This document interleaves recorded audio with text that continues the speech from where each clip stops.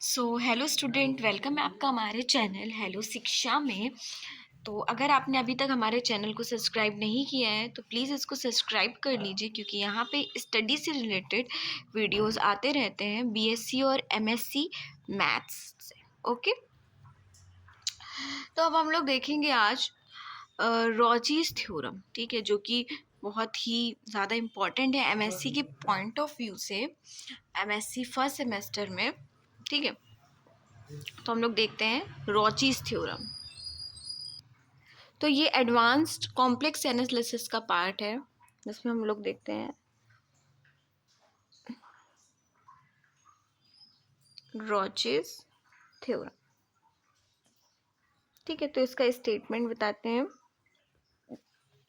तो सबसे पहले इसका स्टेटमेंट देख लेते हैं।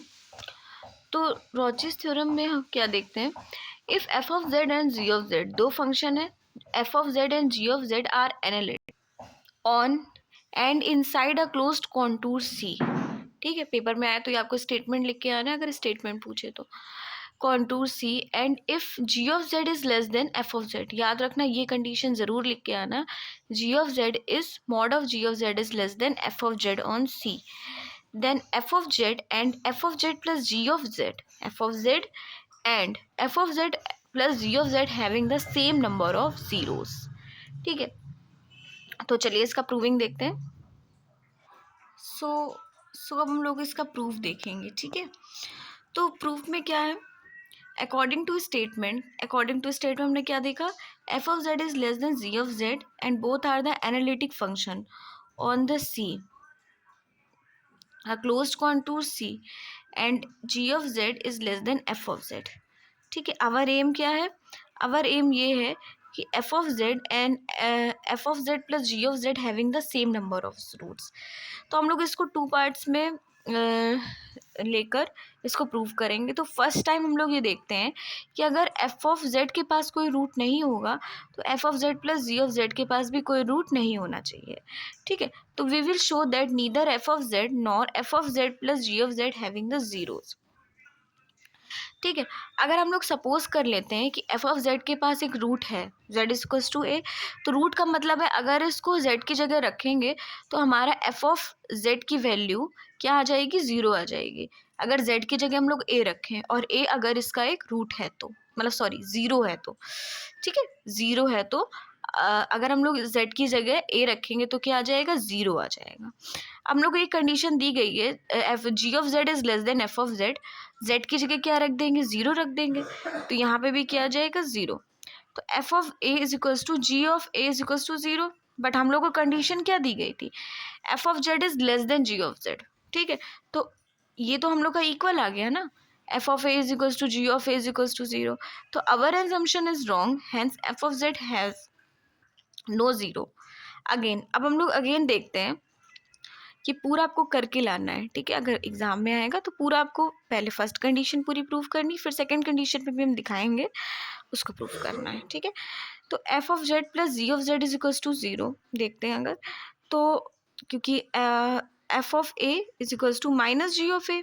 ठीक है, तो F of A is equals to ji of a, again contradiction आ गया, क्योंकि हम लोग को कंडीशन क्या दी गई थी, g of Z is less than f of z, has neither f of z nor f of Z plus ji of z having the zeros on C. ठीक है, तो अब स्टूडेंट्स सेकेंड टाइम देखते हैं। तो इसमें हम लोग लेट करते हैं n1 and n2 are the zeros of the f of z and f of z plus z of z। n1 is the zeros of f of z and n2 is the zeros of f of z plus z of z। we will prove that, हम लोग को क्या prove करना है, n1 is equals to n2। अगर n1 zeros है f of z का और n2 ज़ीरो है f of z plus z of z का, ठीक है, तो हम लोग को ये प्रूव करना है। ठीक, since f of z and f of z plus g of z are the analytic function in the closed contour C, it is mean f of z and f of z plus g of z having no poles। ठीक है, within C we have, ये हम लोग को पता है। ठीक है, ये क्या होता है, 1/2 या integration of C F dash of Z upon F of Z D Z is equals to N minus P. N is a number of zeros and P is a number of poles. ठीक है, for F of Z हमारे पास अगर n क्या हो जाएगा, n1 हो जाएगा, क्योंकि हम लोगों ने एफ ऑफ जेड के नंबर ऑफ ज़ीरोस क्या माने हैं, n1 माने हैं। n is equals to n1 हो जाएगा, और पोल्स यहाँ होंगे नहीं तो p इज इक्वल्स टू 0 हो जाएगा। ठीक है, इसके बाद n1 is equals to 1/2 integration of c f dash of z upon f of z dz। ठीक है, dz। ठीक, तो ये हम लोग का n1 के लिए हो जाएगा। अब हम लोग देखेंगे n2 के लिए। तो n2 के लिए क्या हो जाएगा, 1/2 इंटीग्रेशन ऑफ c, जहाँ f डैश z था वहाँ क्या हो जाएगा, f dash z plus g dash z upon में f of z plus g of z is equals to n2। ये हमारा n2 हो जाएगा। अब हम लोग देखेंगे n2 माइनस n1, मतलब ये वाला नंबर ऑफ ज़ीरोस माइनस ये वाले number of zeros, n2 minus n1, number of zeros f of z plus g of z minus number of zeros of f of z, दोनों को minus कर देंगे, n2 minus n1। तो जो equation बनी थी उनको पूरा पूरा लिख के माइनस का साइन लगा देंगे। ठीक है, 1/2 integration of c f dash z plus g dash z dz upon में f of z plus g of z minus 1/2 integration of c f dash z upon में f ऑफ z dz। ठीक है, अब हम लोग late कर लेते हैं g of z upon f of z को हम लोग h ऑफ z एक लेट कर लेते हैं। ठीक है, इसके रेशियो को, तो g of z is equals to क्या हो जाएगा, यहाँ से क्रॉस मल्टीप्लाई करेंगे तो f of z into ji of Z ये हो जाएगा। और हम लोग को पता है g of Z is less than f of Z, ये हम लोग को कंडीशन फर्स्टली दी गई थी, क्वेश्चन में ही थी कि जी ऑफ जेड हमारा क्या होना चाहिए, लेस देन होना चाहिए एफ ऑफ जेड के।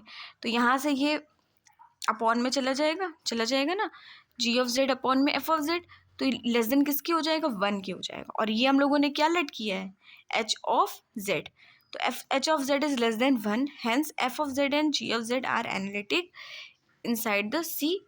सिंस क्या हो जाएगा, g of Z is also analytic inside C. ये एनालिटिक दिखाने के लिए इतना किया है।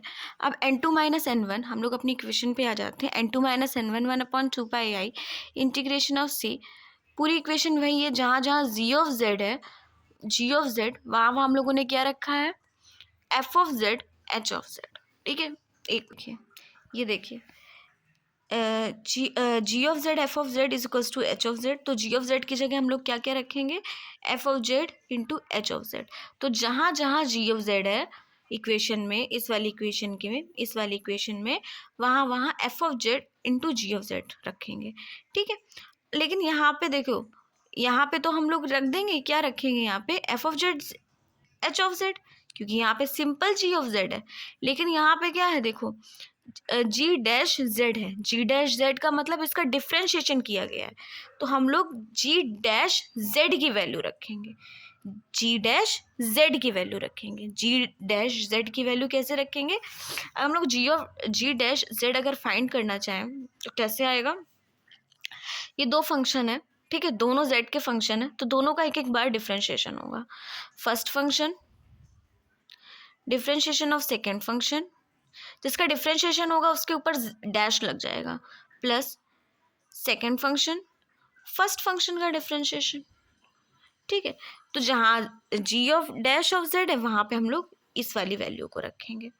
ठीक, तो देखिए यहाँ पे था ना F dash of Z, G dash of Z था, तो यहाँ पे हम लोगों ने G of dash of Z की वैल्यू रख दी है, जो हमने अभी आपको निकाल के दिखाई है वही। ठीक है, और यहाँ पे F of Z plus ji of Z होगा था। ठीक है, तो जी ऑफ जेड की वैल्यू हमने ये रख दी है, क्योंकि यहाँ पे सिंपल जी ऑफ जेड था, यहाँ पे जी डैश ऑफ जेड था। ओके, आई होप आपको समझ में आ रहा होगा। फिर -1/2 integration of C F dash of Z upon में f dash z D z, इसको वैसे ही रख देंगे, इसमें कुछ नहीं करना है।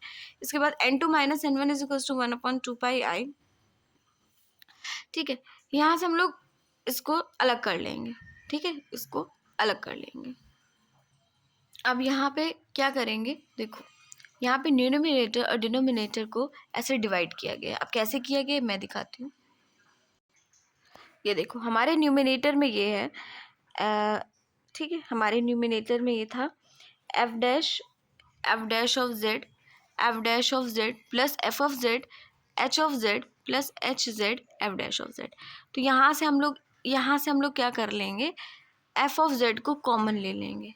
ठीक है, तो यहाँ से एफ ऑफ जेड हमारा कॉमन आ जाएगा, तो इस जगह से हमारा F dash of Z common आ जाएगा, तो क्या बन जाएगा 1 प्लस एच ऑफ जेड, और यहाँ से तो कुछ कॉमन आएगा नहीं, तो इसको हम लोग ऐसे रखेंगे F of Z H dash of Z, ठीक है, अपॉन में F of Z 1 plus H of Z, upon में हमारा क्या कॉमन आ रहा है एफ ऑफ जेड, ठीक है, तो इस वाले टर्म को इसके साथ रखेंगे और इसको इसके साथ, इस वाले न्यूमिनेटर को इस वाले डिनोमिनेटर के साथ, इस वाले न्यूमिनेटर को इस वाले डिनोमिनेटर के साथ, ठीक है, तो यहाँ से ये इससे कैंसिल हो जाएगा, तो आ जाएगा F dash of Z, F of Z plus plus का साइन है तो plus F of Z H of Z H dash of Z upon फिर ये पूरा हमारा डिनोमिनेटर आ जाएगा, तो ये पूरा डिनोमिनेटर, इसके बाद यहाँ से एफ ऑफ जेड कैंसिल हो जाएगा, तो F dash of Z F of Z plus H dash of Z upon 1 plus H of Z, यही हमारा लिखा हुआ है, देखिए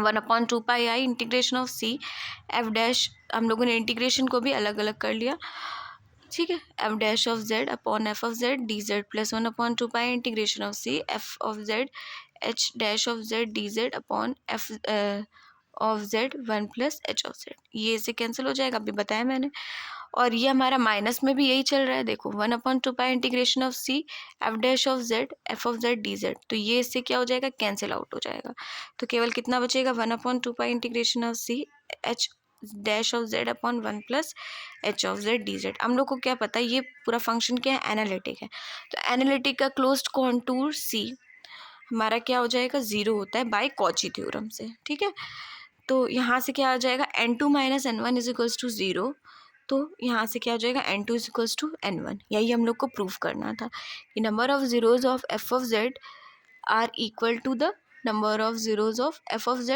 plus g of z. Thank you for watching and subscribe my channel.